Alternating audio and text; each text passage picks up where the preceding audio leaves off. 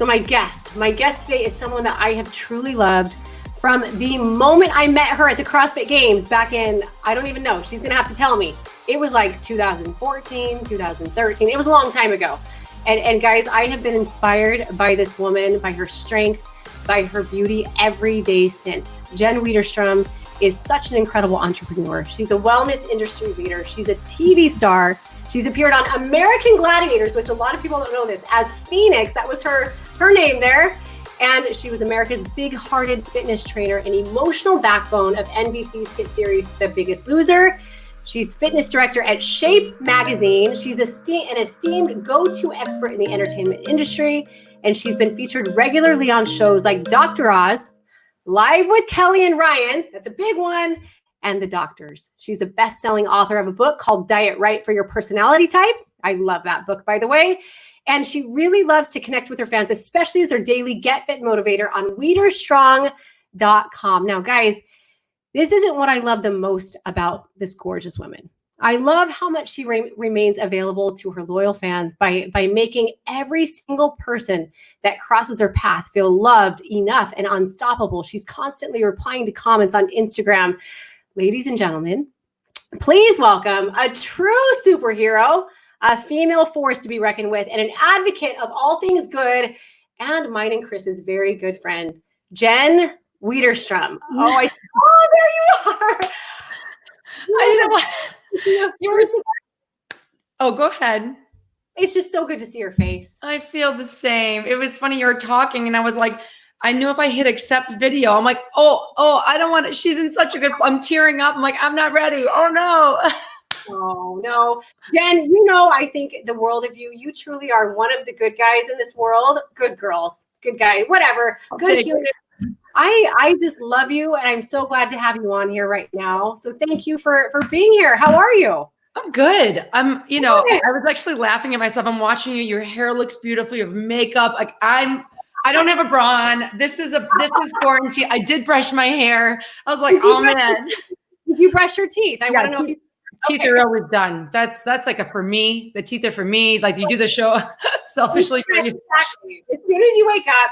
Well, it's funny because I've had that same thought a few different times, but I'm the host and I've shown up. I'm like, oh my gosh, I really should have gotten ready because I got ready and I didn't. So, and I'm only in a cute shirt because I have to go somewhere after this. So I can throw on like a sports bra or something if it would make you feel more comfortable. No, I do want to know one thing. Yeah. Who's doing your nails? Your nails are tricked out. They're blue. And I'm like, what the heck? How are you doing this in quarantine? Yeah. So Marley is she's my nail tech and I get it for free. She loves to do it. In fact, just last night, she's like, Mom, okay, blue has been on for a week and a half. We need to change you to something a little more neutral. So today she's actually doing a nude color on my nails. Yeah. No, because I'm dying. Like nails are the thing I need the most help on because I'm very rough with weights. I'm always in the gym. I'm not very careful. And I just got jealous, but I wish I had a Marley.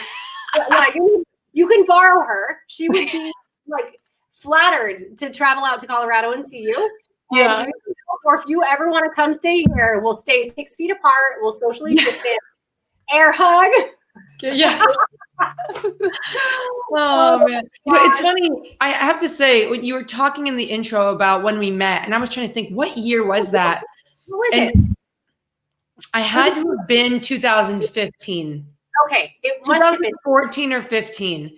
So about 5 years ago. And it was interesting because at that time, I was really new, not to the fitness in the community, but new to television and like new on Biggest Loser. And as you know, we've run through a lot of trainers on that show, especially the girls. Yes, and I didn't know what kind of culture I was getting in the TV world. And I was actually very nervous to meet you and Chris. Really? Terrified because I'm like, we were on other sides of the fence. Like you have your big weight loss show and I'm on the other big weight loss show. And I'm like, are they going to be nice? Is it going to be competitive? Is it going to be weird? Like if I'm too excited, do I lose like my power stance? You know what I mean? And it was funny. And I remember you guys just welcomed. I mean, you guys were giving seminars, so you were slammed, but because I remember reading about, and this is before you guys even had your show, but reading about Chris in the newspapers and like, and reading the articles about these transformations he was doing locally where you guys were living. And I remember I was like, that's the guy, like, and he inspired me, you know, and then, so it was weird. I was terrified to meet you guys and then found that you were lovely. And I was like, that was silly that I was scared. Well, you know, it's funny. I think it's natural. It's human nature. No matter where you are, no matter how long you've been on TV or what you've done, the first time you meet somebody that, like, I mean, we knew who you were, but I think it went both ways. We're like, oh my gosh, okay, what's she gonna think? What? And you were just like the sweetest, most vulnerable, real human. Like, what you see is what you get. And I have to, like, I'm lucky to have a lot of people like that in my life, and I think you are too. But as you know, not everybody is. And sometimes when someone's on TV for the first time, it goes to their head a little bit. And so I didn't know what I was going to get with you. I'm like, okay, what's this going to be like? How is she going to, like, because it doesn't matter how many times I've been on TV or how many years or what, I will never, ever see myself as anything more than a mom of four and a stress case, a little bit crazy, you know, working my butt off, you know? It's funny though, like, I think I did let it go to my head. I really do. Like, because, and I think in the beginning, I was humbled, excited. Yes. And I think with privilege comes responsibility. And I took that very seriously. Yeah. And then I got my second season, and then you start to get like a little, like, you start peacocking a little bit. And I don't think I realized how much I let it get to me until I left LA. And I left LA to Denver for a television show. And there was a different, it wasn't health and wellness. It was like, you know, more live current events. And I wanted to kind of like just try my hand in something else. And I remember I was in Denver and nobody really gave a shit who I was. And nobody cared. I didn't have like the hookup. Nobody knew me. I met nice people. They had great beer, but like nothing like was clicking. And I remember being impatient, somewhat unkind to myself, to others. And I was like, don't they know? And I was like, oh, Jen, you need to have a talk with Jen. And I was joke, like, Denver really saved me. And because I didn't realize how far I'd gotten away from like Jenny, like the Jenny that left Chicago, that you know, what is it, that mentality of like an intern, like excited for the opportunity. I'll work for free. I'll work all day. And I lost that a little bit, you know? Yeah, I do. It's almost, and I never knew this about you. I love that you're opening up and sharing this so much. Most people wouldn't, but it is easy when you've worked your butt off for so many, with every opportunity that's come to you, and you feel like you've earned it, deserved it. It's easy to let that gratitude slip away and almost turn into a sense of deserving. And I do know what you're saying in a sense. And I had to check myself a few times on the show, even though nobody would have known besides maybe Chris, because he and I had the conversations together. But there were times where we'd be like, wait, they're flying us what, coach? Like, it was really, we would never see it. Excuse me. We would think it, and we'd say it to each other, and we'd be like, do they know how much we put into this? Like, it really, like, stepping back though, like, I can look at, and I think you do the same. It's like, gosh, that was such a great opportunity, one that I would never, ever let go of or forget, or I'll always be grateful for. There's always life before extreme weight loss and life after. And can you speak to that too? Yeah. You know, I will tell you that, you know, especially with this last season that came out, I didn't know they weren't going to use me. And so Were you in discussion with them? Pardon? Were you in discussion with them to do the show? Tell me about this. I think Hollywood's a tough place. Yeah. And I think as producers and casting, they want to keep all options open. And I think you've got people that really believe that you're the best for the job. And then they look at what creates more traction, what creates more story, what budget do we have to make this happen? And if you're going to have Bob Harper be on the show, it's a big chunk of your budget. Yeah. And I think the hard part, what I have and the gift, because you're saying life after loser, when the show stopped for you guys, no one picked it up. It was very surreal. And I'd imagine it must be what Jillian has felt every time they've tried to replace her. Yeah. It's like, you know, to look at the screen and say like, that's my show. And I had to realize it's not my show. Right. And that we need, it's everyone else's, it's other people's turn to kind of understand not just the spotlight, but the responsibility that comes with being a leader in our community. Yeah. And, but yeah, no, nobody told me. I found out like the 11th hour from someone that knew someone that knew someone. And I was like, okay. Yeah. Like, and it actually, what's really creepy, and creepy is probably not the word. It's more like what's really irritating is that I'm trying to mute my anger. I had girls, and it was actually really, it turned out as such a beautiful thing, but gals that had auditioned to replace me, even though I didn't know they were replacing me, and writing me privately on Instagram saying like, I really had no idea who you were or what you were about. And then at my audition for Biggest Loser, they played videos of you and saying, this is what we want. If you could do what Jen did, be exactly this. And at first I was like, that's a little weird. Yeah. But it connected me to all these women. I mean, I had like, you know, it was a handful of women, and even Erica, who got the job, like I went to write her to be like, hey, I see you on the show. Congratulations. It's, you know, put your people first. You'll be great. And she'd written me 3 years earlier and like was saying like, I look up to you as a trainer and I love what you do. And it was this really cool, like, that's awesome. You know what I mean? So there were positives that came through it, but it didn't feel as good in the beginning. And I think that I will tell you, finally answering your question, life after loser, a whole world opens if you allow it to, because you realize that is one slice of experience and of what I understand about people. But I will tell you what it taught me is I really miss coaching, because when you're on the show, you get your people and you get that contact.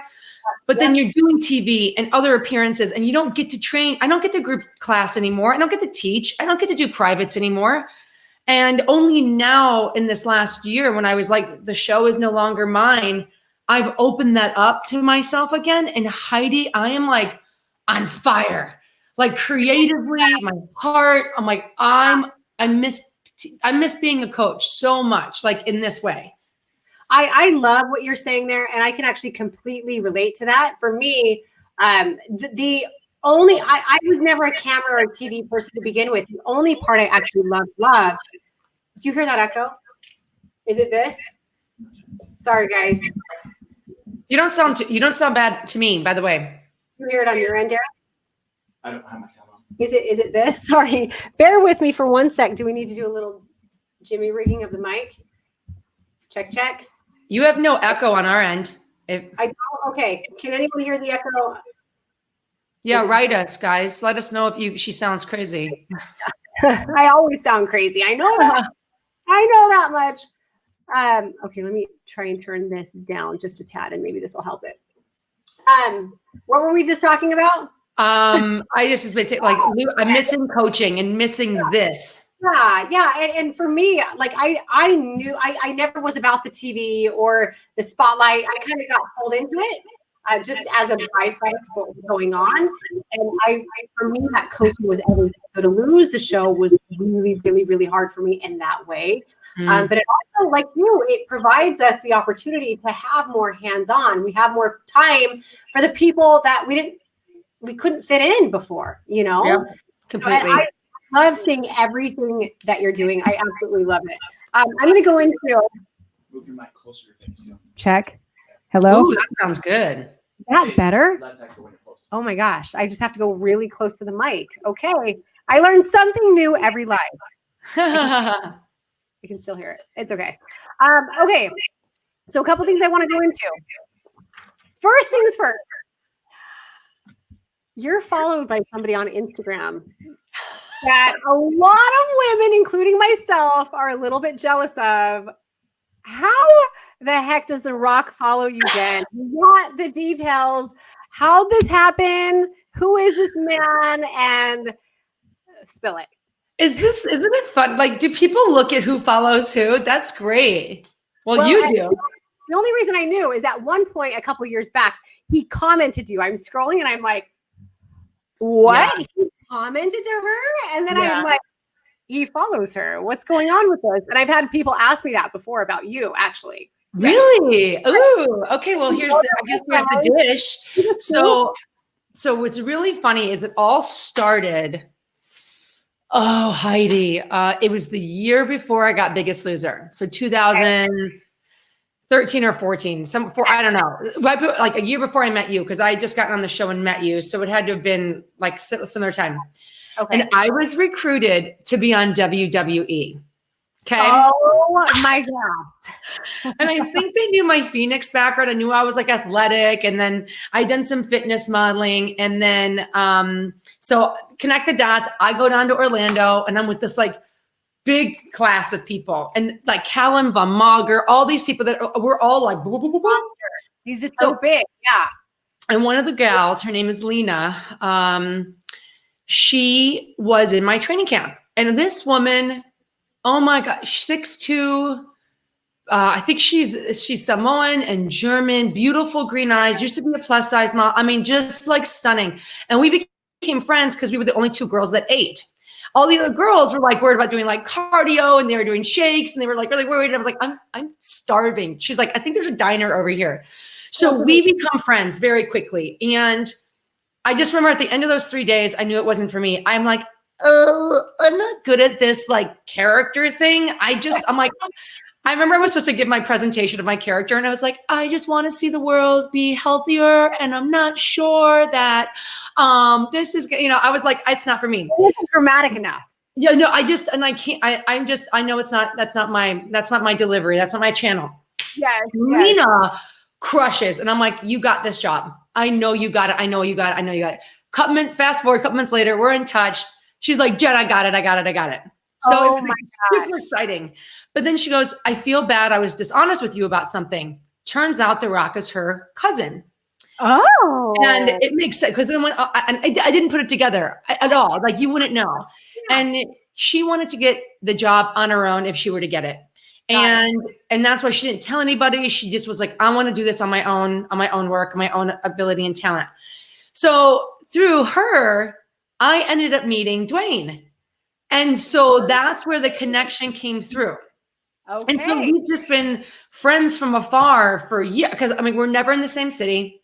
Yeah. We're never, I mean, you know what I mean? And our worlds are completely different. I mean, now he's got like, he's got little kids, and he's doing, I mean, very different. So it's that day. Yeah. So we've just remained friends for years, and connect when we can. And if he needs something in a city that I know someone, like, I'll connect him, and vice versa. And that's how it started. And by the way, Lena, who's now Nia Jax on WWE, she was like the WWE champion last year. Like, you got to follow her. It's like, you're like, oh my God, this woman's a powerhouse. So it's basically, and especially with that culture, like, family is family is family is family. So I got lucky on that draw. You did get lucky, but also you need to know he got lucky too to have you on his team of friends and family. He really is. And there's a reason he doesn't just pick people up, I'm sure, just because, like, you're a good person. He does not. It's funny though. He had to stop. He's, and I get this from a lot of men that I'm friends with that there's no ooh la la, there's no line crossed. But they don't like or comment my pictures. They follow me because we're friends, but it sometimes gives the wrong message when you look at that. Like, you know what I mean? And even like, I'll know the wives of these men. I think it's important to really respect those boundaries. I know it's social media, but like, just keeping it. And that people notice when he likes something or follows someone. So yeah, I'm not offended anymore. No, I think that's really good for you to understand and recognize that. Obviously, Chris and I, we got married season 1 of the show. And so naturally we've had a lot of experience with that kind of thing. And it's hard. And we both, like you, are very friendly people. And so it is very easy to kind of give the wrong idea. And totally. Yeah. It's good that you guys know it. Yeah. So that's the dish. Oh, I love it. That was amazing. What's funny? I went to a WWE, I don't even know what it was, something. And I remember being like, Jen would you're just so, like, you just have the most amazing body. You're so strong. So I had no idea you ever tried out. I just don't know if I could stay in character. I know. But I think you would.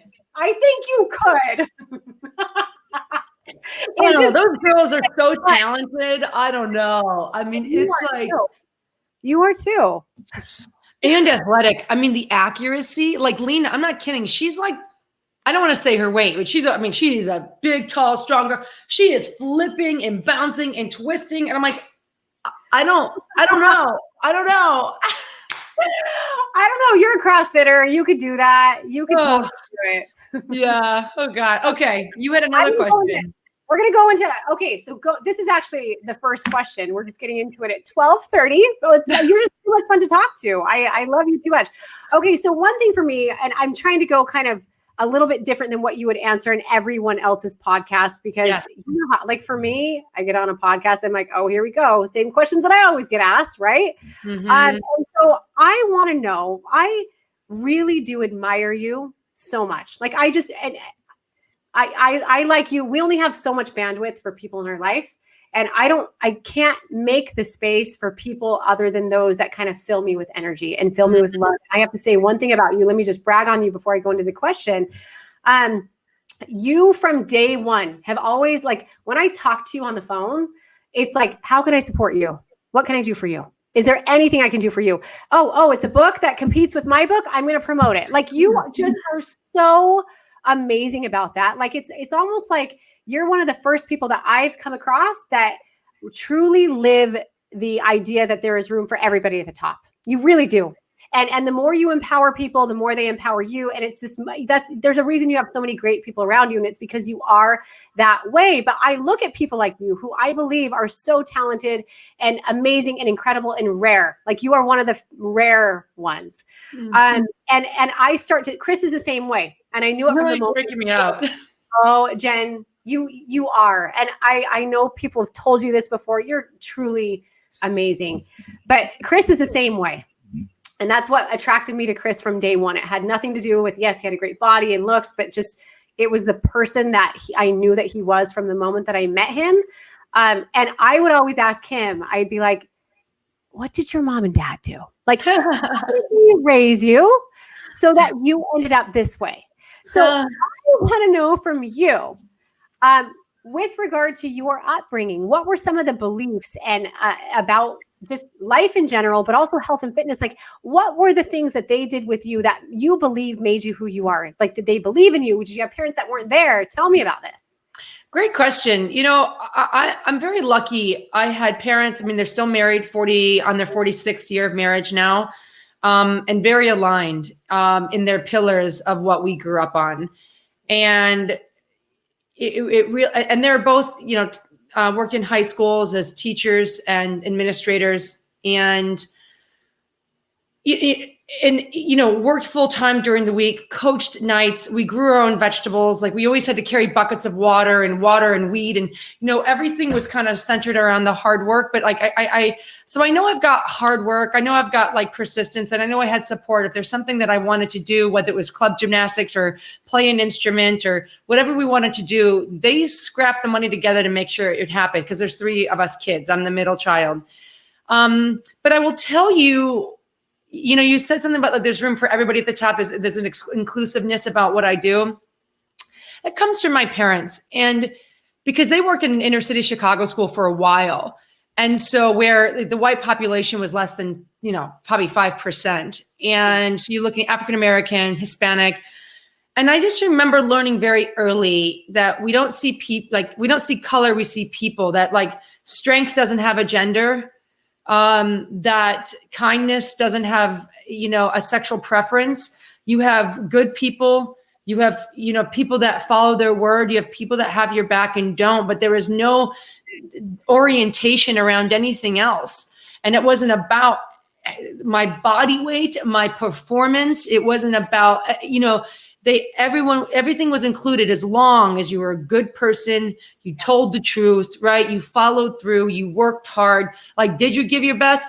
If I fell 5 times in my beam routine, it's like, not the best day. Like, other parents would yell at their kids. My parents were like, that was not your best day. What happened? And they would problem solve with me, you know? And so it was just, that's what it was though. And from an early age, that was it, you know? And if I wanted something, I worked for it. It was always, it came from that nurturing environment from them.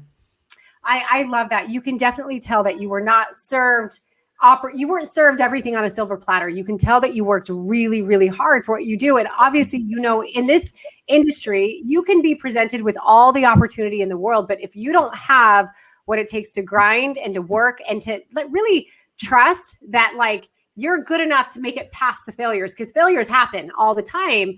You're just never going to make it. And there's a reason why, you know, Biggest Loser's over your time on it and you are still where you're at. And I admire that. So it takes a lot of grit and tenacity, and you truly are like a female force. Like it's amazing. You're a force, male or female.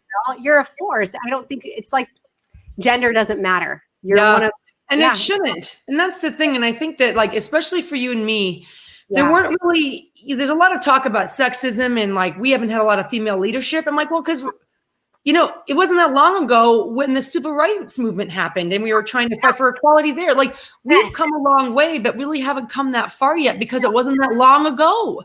And so we're finally in the position to have been on creating the roadmap for other men and women. You know, I'm not like gender specific, like guys suck. I think men are amazing, but like, you know, it's just a different climate now. And I don't know. I also think though, Heidi, we were in that last juicy phase of like, I got this far because I stayed in it. I remember like teaching my first few classes in LA. Like I couldn't pay the bills. So I taught group classes so I could have a gym membership for free. Yeah. Did not know what I was doing. I had no certifications. I don't know. I can't tell you how I made it through. And I would have like two. Oh yeah.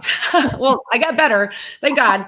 But like I would teach and then have 2 people show up and I'd have 15 treadmills and 15 spots on the floor and I'd have 2 humans. So I was like, all right, these are my 2 today. And I did like the full workout with them just to feel like there was more people in the room. And it started at 2, then went to 3. And by 6 months, I was getting 10s and 12s.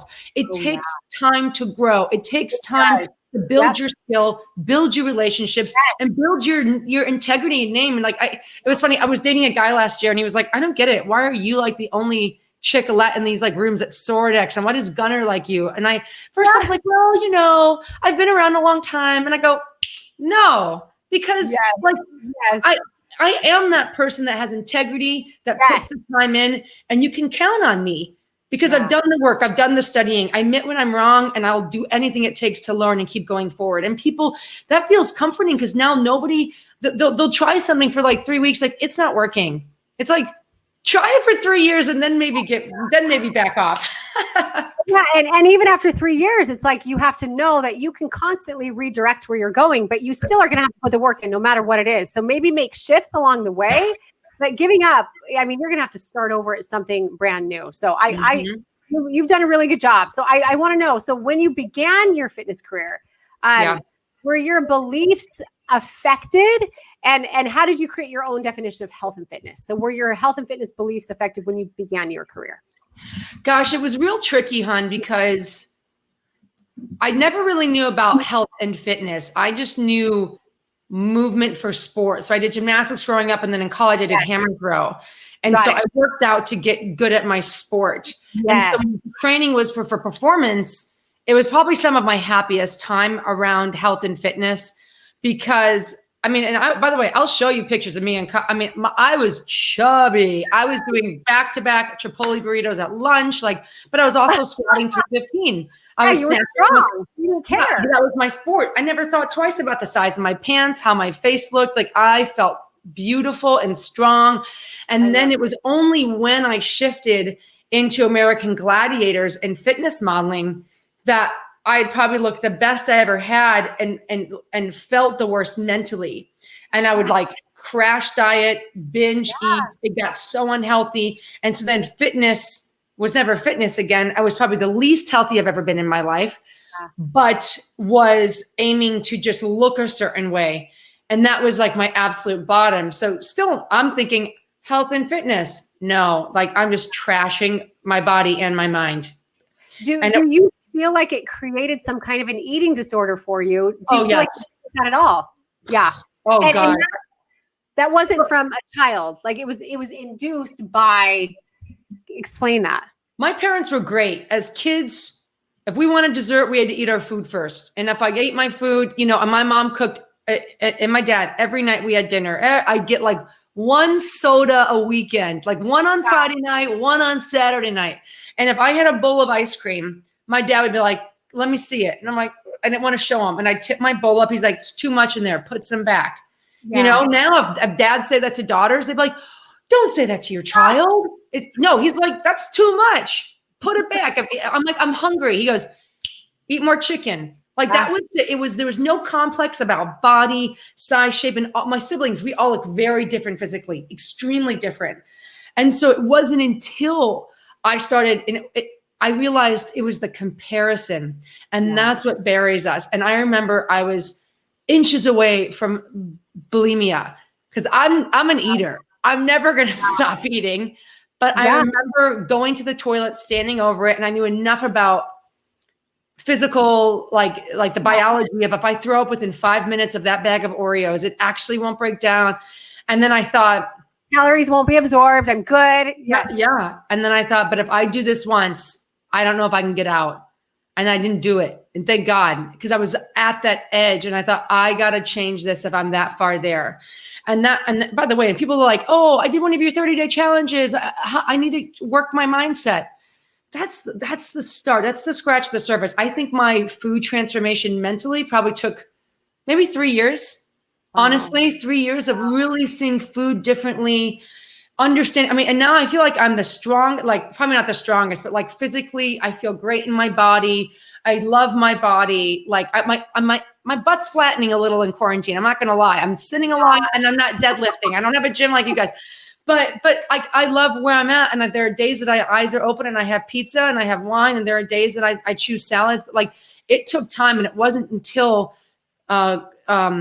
American Gladiators and fitness modeling where I spiraled down. Yeah, it makes sense. So I was actually the exact opposite of you. And I've had so many people over the years say, okay, I know you had a decade-long battle with an eating disorder, where you're right. The bulimia it's like once you realize you can get rid of the food that you're eating, it's just a dark hole, right? Mm-hmm. But yeah, for me, going on camera almost reversed it a little bit for me. So even the body dysmorphia, I started to realize I was okay as I was, and it didn't. Sorry, Derek's taking me. Is it the echo? Can I take this mic out? I'm just going to remove it. Sorry. It's okay. By the way, I'm seeing everybody's comments. Trisha, I love you, girl. So great to see you. And other Jen, thank you. Dina, I love you guys. Thanks for writing. We can't hear you. She's going to turn her mic on. You guys are great for being patient. Hi, Leslie. Check. Can you hear me now? Yeah. Okay. This is what really is better. This mic has been an issue a couple different times. But what I was saying is, yeah, for me, it was a little bit opposite, where I was dealing with a lot of stuff in my past, and I was scared of going on camera and having that flip or trigger me to have it be work. Actually, in a weird way, started healing me, because I was in a line of work where I could connect with people about their eating issues, open up about mine. But I also didn't have anybody on screen to compare my body with. Had I been next to somebody who had a body like an American Gladiator, naturally I would have felt like I needed to compete with that. And so I can understand it. Comparison truly is the thief of joy in so many ways. And it's something I live by, the whole stay in your own damn lane. And it's hard when you're right next to somebody like that. What do you feel helped pull you out of it and accept who you are? I would agree with you that like peer pressure works, and when I started to have to become responsible, not have to, but when I became responsible for my private clients and then eventually Biggest Loser contestants, I realized that I needed to figure that out too. It was a built-in accountability that I didn't expect. And I remember finally being honest with myself that when I'm in that cycle of the binge and kind of crash diet, I was just every day angry and upset at myself. Yeah. And I didn't like who I was. And I've said this before when I've been interviewed, but it's true. When I'm in that headspace of crash dieting, hating my body, trying to manipulate all these things through food and use food to control how I'm feeling, I'm not a very happy person. I'm actually quite unkind. I'm quite insecure and judgmental. I found myself being rude to like my Lyft drivers. I'm not very sexual if I'm in a relationship. That closes that door. And I realized if I don't figure this out, and by the way, you would never know because I looked great. Like I've photographed covers when I was feeling this way. So we realized that we can move the body, we can manipulate the body any way we want. But I realized, and it sounds corny, but I think one of my life's greatest achievements and things and joys and things I'm most excited about is a relationship. I'm so excited to meet my guy. And I know that I will destroy it if I didn't figure this out. And that was a thing. I'm like, oh my gosh, to actually get to the point where I find my Chris Powell in your case, right? I will destroy it if I don't get my head straight around this and that was the power that I was like, I got to fix this now. I love that answer. And I can actually, my first husband's in the room. You talked to him when, we started. That's my first husband. And there were things when I was married to Derek, and he and I never talked about it. I don't think we ever even have. But there were things when I was married to him that changed who I was as a person. And I was so, in any kind of an eating disorder or addiction, you're so focused on what's going on in like here, you can't, no matter how much love you have to give, you're not able to give anything because you don't love yourself, Mm-hmm. And that for like truly, like watching you work with your clients on Biggest Loser reminded me of like it was similar to the relationships that I know that I still have to this day with all the people that were in my world. And it was I had to force myself for a minute to put myself aside, focus on them. And then I'm like, oh my gosh. Okay, actually, when I serve other people and when I go, I realize what I'm dealing with is not that big of a deal at all. Like, get out of my head. They're dealing with bigger problems body-wise. Mine's so stupid and so small. And why can't I get out of my head? So it just, it did change who I was able to be, not just for Chris, but other people in my life. Yeah, but I'm gonna push you on that though. Are the problems smaller because your body issues are smaller? I don't know, honey. I think that I think, you can be 100 pounds overweight or 50 pounds underweight. And I think that the source may be similar. Yeah, no, you are absolutely right. And that is actually what would bond, and probably similar with you when people were on camera or you have these clients, they, at first you're intimidating, right? Very intimidating. And then you're like, hey, wait, hold on. Like, I'm the same. I'm the same as you. I'm different, but I'm the same. I deal with things that are just as hard for me as they are for you. But do you want to know why you and I worked with our clients well? And I'm just going to throw them under the bus because Bob and Jill said, we're above you. We live here and I'm going to talk to you about your problems. And as well as I do, hours and hours of footage is filmed and so much is on the cutting room floor. And even though the show never positioned those conversations with me, with my contestants, I had them. They know. I shared my tears and I gave them my heart. I have my teams doing a weight loss competition right now. They're against each other. It's a whole long thing, but like, they know I'm there for them and it's real. And Bob and Jill were always like, we're the trainers. It's a dictatorship. This is the way it goes, or you will fail, versus saying, hey, I get it. And it's not that maybe that's what Bob and Jill, maybe that's how they knew how to do it. Maybe that's all they knew. Maybe they hadn't hit those pivots. I mean, Bob, after his heart attack, what a different guy. You know what I mean? Because he was in a different position. But that's the difference, because there is no difference. I agree with you. And I know even going through a certification, I remember in the certification manual, it was like, maintain a level of trainer-client separation, right? Don't be close to them. And it was actually during, we had started the show, and I had lost my certification, and I'm like, great, I got to get it again, because now I'm being pulled into here. I loved it. And I told Chris, I'm like, I don't agree with this. Yeah. I don't agree with this at all, because what has brought me and you so close to the people, and what I believe created true change, which was them knowing that I love them no matter what. And I love them so much that I'm willing to show you all of my flaws, so you understand we are both human. Like, yours might look a little bit different, but at the end of the day, like, yeah, my issues, they're hidden. Like, you just can't see them. Like, yours, you can see, and we're fixing that from the inside out. Yeah. And I know that about you. And I believe that's what the world sees, and that's what makes you so different, is there is such a human element of you. Even if you felt like your head got a little big, nobody saw it. And you always have maintained to the world your realness. And I love it. I really do love it. Yeah. I think that really is the difference, though.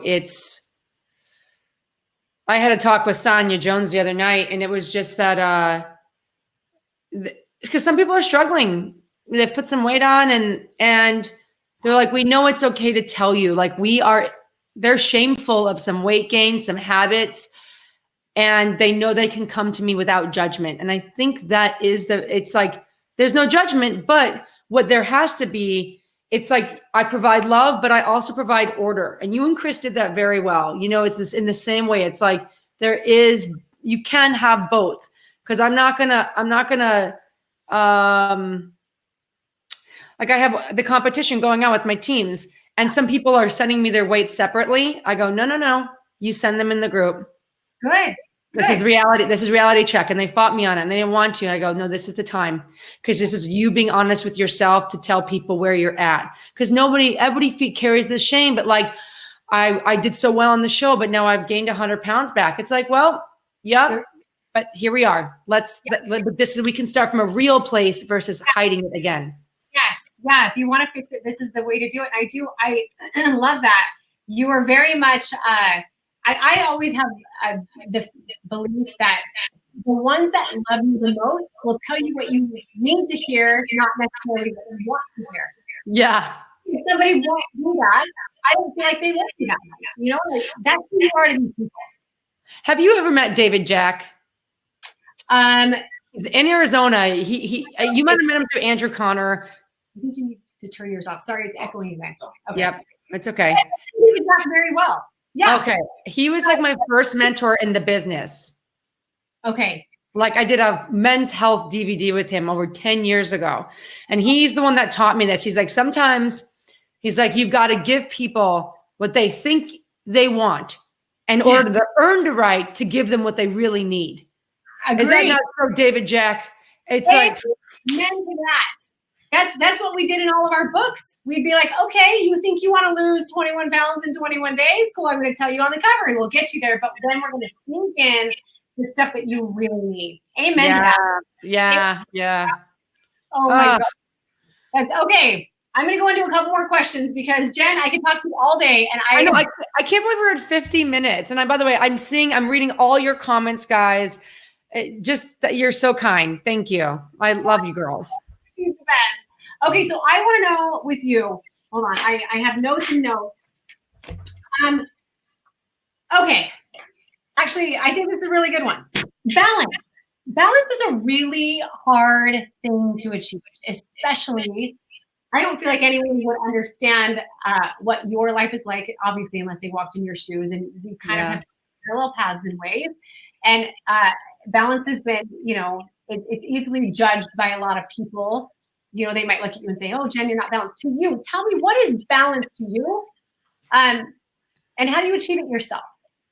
I don't think I believe in balance anymore. Because balance, when I visualize the word balance, like I think about like, what does everybody see? And I see this scale, right, of even. We're even, we're balanced. And I just don't think that's reality. What I find, and I kind of like thinking, I'm trying to think of another word, but I find my own position, formula of what those days look like for me. And they're like, I've honestly found that like, if we're using the word balance, but like my formula is like, there are days that I crank, there are days that I do nothing. I know that the situations that work well for me and not like, I know, I think I have fought my nature for so long. Like I should be able to work out on my own. I should be able to get up at 5 like Dwayne does. I should be I should have met my guy by now. I should be freezing my eggs. And like, I'm like, I think I'm going to stop doing that and just start to feel what's right for Jen. And it's opened up such a different freedom. And I think everyone's like, don't shit on yourself. What does shoulding really mean? They're expectations. And you place these and so for me, my balance, my formula is removing these expectations, because that is to me what sources all my frustration, all my fear. And I think I've just let that go. And it's like, I have like expectations on the work I need to get done today. Like I have expectations on like who I am as a woman and like that. But like the way things go now, I've released a little bit more. And I have found just this, I'm going to find a word and text you later of what this, it's not balance. It's just it's something else. It's a different way of. I love that, by the way, what you're saying. I'm a firm believer that unhappiness is the result of unmet expectations. Like you speak my language. It's like you are saying it. Yeah. And create, I guess what you're saying, you're tying that towards balance and saying, if you have this expectation of yourself that you have to live this balanced life, or that your balance needs to look like The Rock's or Derek's or anybody's, you are going to be unhappy. Always and forever. What is balance to you? Or whatever works. Wherever your life is in equilibrium is going to be very different than where my life is in equilibrium. So, yeah. And by the way, for women, like I've been like reading about the female cycle, and we've got like 4 phases every month, and it's like week to week we feel different. So what I choose for this week and what I choose for today, Heidi, might not be tomorrow. And I realize that is a tall order for all the women listening or dads listening, saying, "Oh yeah, Jen, how many kids do you have?" Like I have a bulldog that walks slow and doesn't talk back. Like my life is Hank Nation, right? But like, so I realize I have this fluidity that I'm working on, but that's I think what I'm supposed to work on this life, like to release the rigidity. Cause I know it's hard not to have, you need some structure when you have these family units and responsibilities, but I think it's okay to feel different every day and change your mind. I love it. Okay. I'm going to ask a couple more questions. Okay. And let me pull up the audience questions to make sure I'm not. Okay. These are good too. These are really good. Okay. They're really good. I'm going to go with one of them right now. Okay. Awesome. Somebody asks, I love this one. What is the feeling on having the power to change other people's lives for the better? Like, what does it feel like? What is that feeling? That's a very ego-full question. If you take it like, I have the power to change your life, so we gotta be careful, because we promise you all these things. I think what my power is helping people see that they can turn on their own power. I think that's the doorway, and that feels very. Yes. Like the reason I realized when I realized that was my gift, I was like, let's do this. Because I was like, what am I supposed to do? It's like, no.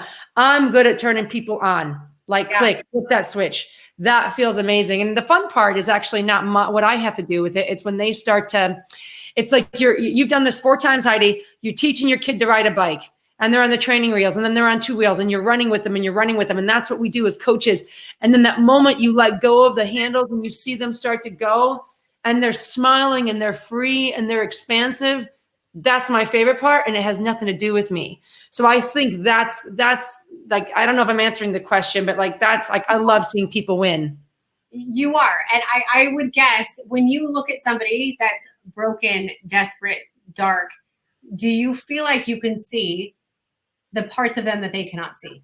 Oh, every time, because we've been there. We've both been desperate and dark. And so it's familiar. We're able to see in others what exists in ourselves. That's the beautiful thing about human connection. I've walked this way before and I remember that. And that's what we're sharing. That's the gift. It's just experiential. And it's saying, I've been there, I'm through so far, and here we go. And I'm sure I will have to walk through things that you've been through, Heidi, and I'll call you and be like, Heidi, I don't think I'll make it till Friday. You know what I mean? And that's why, to me, like, loneliness kills more people than cancer. Like, do we have to talk about why this is so important to talk, to share, to ask for help, and to be open? That's why vulnerability is so powerful. When I actually finally started being vulnerable, I didn't realize how many people were there for me. It changed everything for me. Yeah. How many people are there for you when you're vulnerable? And then how many people you give permission to be vulnerable themselves? And that vulnerability, that releasing is on every level. And what you're saying, like, it's so clear to me. Like, people just there are certain people, like I can feel energy. Like, I can feel when there's like a little bit of dark. I can feel when there's a lot of light, or a little bit, like, I can just feel, like you might walk by a room and be like, oh my God, like have a little shiver, whatever it is. Sure. You are somebody that people gravitate toward, and you are so bright and you fill a room. And while you fill a room, you're like, you fill it and give that light to other people. And that's what makes them want to be around you. And I think another part of that is you are very non-judgmental, because like you just said, you see that good in who people are. And I think you're able to love them in a way that they didn't think that they would ever deserve to be loved. Sorry, I'm gushing on you so much because I see things in you that I hold in such high regard, like the characteristics and the traits. I don't think I've ever gone off on any of my guests, but there's just so much goodness that I feel the world could grasp. And you're not going to tell everybody this. So I'll tell them. You know what, Heidi, that's, I think, where it's funny, I'm actually struggling right now, because I hear you say this, and it makes me happy to be seen and truly understood by not just a peer, but another woman that's been kind of lighting the way for me. And it's difficult now and my big task is, okay, what is the channel of which I'm going to continue to give and coach and do that good? And that's where, like, because I do my coaching challenges, and I launched an app literally this week, and I'm like, okay, and I love that, but I'm more than lunges, and I know you are too. And when we're out of that, and I loved doing TV. It was a blast. It was this big conduit to touch more lives. But what becomes that next conduit in order to share what this feeling that we have in this group today? And that's my big, I don't want to call it task, but it's my big passion right now. It's like, how do I create this feeling, that you, when you walk by, like that stuff for people? And that, that's my greatest challenge right now, and my hope to find the solution for. So I hear you loud and clear, because I too, people know me as a trainer, and I am a trainer by trade. But I know I'm so much more, and it's not egotistical, but I know I have a lot more dimensions, and I'm multifaceted. And I feel like the areas I can affect people, or create positivity in the world, are actually outside of the lunges and the macronutrients and the things but that's part of, you give people what they think they want, so that you can actually slide in and give them what they really need. Yeah. And so I hear you loud and clear. And that's actually, I've come to the conclusion that, it's great. You are beautiful. You're strong. You have this incredible body, and you're all things good, which is such a good shoe in the door for people. Like people Yeah. watch and innately because right off the bat because of that. But then what happens is they get to know you and they get sucked in the most amazing, wonderful way. And they realize that you are so much more than that. And you have an audience of people. I feel like I'm like life coaching you right now. I know. I'm like taking notes. You have an audience of people that know who you are. At this point, my advice is you do what you are passionate about. And it's going to feel like a drastic departure and maintain what it is that people are already getting from you. I love that. But you need your voice to be heard more, I believe. I really do. And you have my support every step of the way. Thank you. I love that I didn't get to any half of my questions, but our conversation was so good. But what I did get is a lot of inspiration from you. Had a good conversation. I love you. I love you too. Okay, I want to make sure people know you have some special deals. They're up on the board, right? Yes. Oh yeah. What do you have going on right now? Because there are a lot of people that want your stuff. They want more of you. What can they get? Biggest things going on right now. I literally this week launched my app. It's a way for me to, yes, I'm programming, but I'm in there. There's that community interface that is really important to me. And plus I'll be coaching every week. And like, I'll offer some Zoom classes for like our team teaches, just so I'm with people in their lives. So that's really exciting. That's on my Widerstrom page. It's just Team Jen. You can't miss it. But that's the real foundation. From there, I can coach you through all the other areas of like, whether it's the food help or like I'm my own CBD company, Get Up. I gave you guys a little offer down there. But either way, those are the areas that if you want support, you want some direction and you want some accountability, that's what I do the best, I think. And that's where to go. Good. And then for people that want to just follow you and they want more of you, where can they find you? Website? Yeah, just my full name. So Jen Widerstrom on my Instagram and on my socials, but my website, widerstrong.com. I put out weekly newsletters, recipes, workouts, just lots of free fun and support. And we got a nice little girl gang growing. So it's been great. Oh, I love it. Jen, thank you. I think I could have done like a 5-hour interview with you. I know. We're going to have to do another one, part 2. Where I actually ask you all the questions that I had typed up. Everyone's saying, so episode 2? If you guys want episode 2? You need to post about it, tag Jen, and beg her to come back. Yeah, seriously. And by the way, thank you for the team. They put the website in the comments, guys, and all the discounts, whether for my CBD or the coaching, it's Heidi Rocks. That's it. That's all. Oh, no. Yeah, that's the code. So yes, I love you. Thank you so much for coming on. I appreciate it. And everybody watching, thank you for being here today. Obviously, Jen, now you see why I have a total girl crush on Jen. I love her to death for good reason. But thanks for being with us today, guys. And if there is anything, if you have any questions, any comments, let us know. We'll be around to answer them. And I will see you next Wednesday at noon Pacific Standard Time. Bye, guys. Bye, everyone. Now, here we go. Jen, I love you. Bye. Love you.